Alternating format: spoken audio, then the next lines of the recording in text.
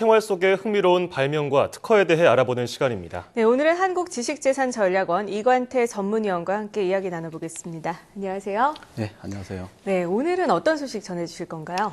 네, 우리나라도 물 부족 국가라고 하죠. 네. 아프리카에서만 한 10만 명 정도 물 부족에 시달리고 있다고 합니다.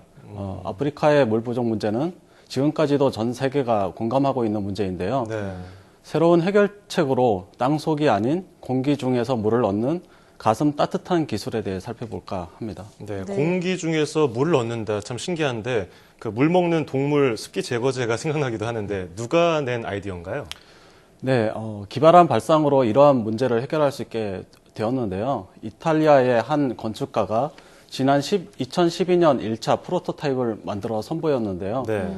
간단한 재료를 엮어서 설치만 하면 식수를 얻어낼 수 있는 일종의 탑을 설계했는데 이것이 바로 와카워터라고 합니다. 네. 와카워터 바깥쪽 뼈대 부분은 주변에서 쉽게 구할 수 있는 골풀 줄기로 만들어져 있고요. 안쪽에는 나일론 소재로 된 그물이 달려 있습니다.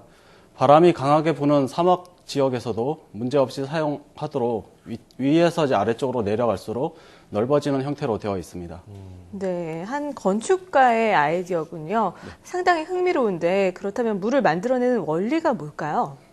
네, 와카월드의 원리는 생각보다 간단합니다. 들판을 걷다 보면 거미줄이 이슬에 맺혀 있는 장면을 보셨을 거예요. 네. 이러한 원리를 이용하여 공기 중에서 물을 쉽게 얻을 수 있는 기술인데요.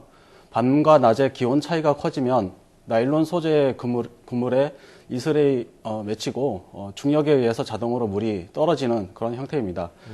필요할 때마다 수도꼭지를 돌려서 식수를 활용하는 방식으로 활용되고 있습니다. 네, 뭐 기발하긴 한데 이슬점을 활용한 기술이라면 일교차가 커야 할 것 같은데 어떻습니까? 네, 맞습니다. 아직까지는 이슬로 맺히는 물방울을 이용해야 하므로 가능한 일교차가 큰 지역에 설치되고요. 네.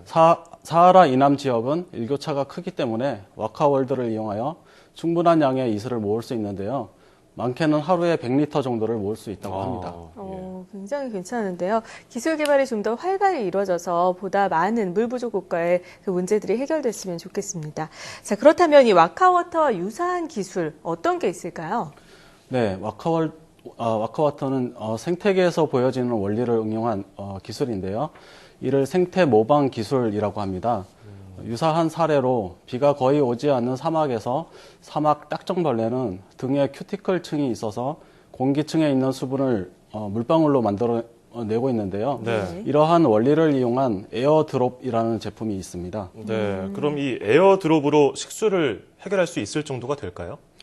네, 가능할 것 같고요. 네. 에어드롭은 땅속에 묻은 파이프로 공기를 모으게 되고요. 땅속 온도가 낮기 때문에 파이프에 있는 공기의 수증기는 이슬 방울 형태로 맺히게 됩니다. 네. 이렇게 모은 물을 지하에 바로 땅속으로 공급해서 농작물의 뿌리가 흡수하도록 하는 농경 용도로 현재 사용하고 있고요. 네. 향후에는 식수로도 충분히 공급 가능하다고 봅니다. 네, 이 와카워터나 에어드롭처럼 환경에 적응하면서 진화해온 이 동식물의 모습을 활용한 생태 모방 기술 더욱 발전을 해서 전 세계 물 부족 국가의 문제들이 해결됐으면 좋겠습니다. 자, 이번 주 중에 특허 이슈 중에 주목할 만한 뉴스 어떤 게 있을까요? 네, 최근 급부상하고 있는 3D 프린팅 분야에 대해 해외 특허 분쟁 로드맵을 발표하였다는 내용에 대해서 살펴볼까 합니다. 네. 최근 우주에서도 3D 프린팅에 성공했다는 기사를 봤는데요. 달에서 그 표면에서 원료를 얻어내서 만드는 건데 그렇다면 이 3D 원천 특허들의 만료 소식에 따라서 산업계에서는 적극적인 연구 개발 의지를 보이고 있는 것 같은데 우리나라의 사정은 어떻습니까? 네, 3D 프린팅 기술은 기존 제조업의 패러다임을 바꾸는 미래 유망 기술로 평가받고 있죠. 우리나라는 아직 시장 선점을 위한 기술 경쟁력이 부족한 상태입니다.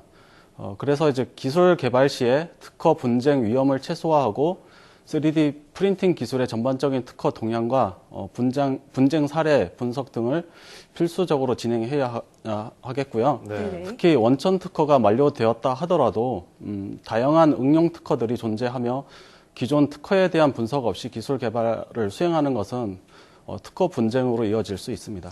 네, 그렇다면 이 3D 프린팅 기술과 관련된 글로벌 기업들의 특허 동향은 어떻습니까? 네, 글로벌 한 2사 정도가 있습니다. 3D 프린팅 시장을 선도하는 3D 시스템즈와 스트라타시스가 있는데요. 네. 신규 시장 진출을 위해서 이 양사가 M&A 전략을 적극 활용하고 있습니다.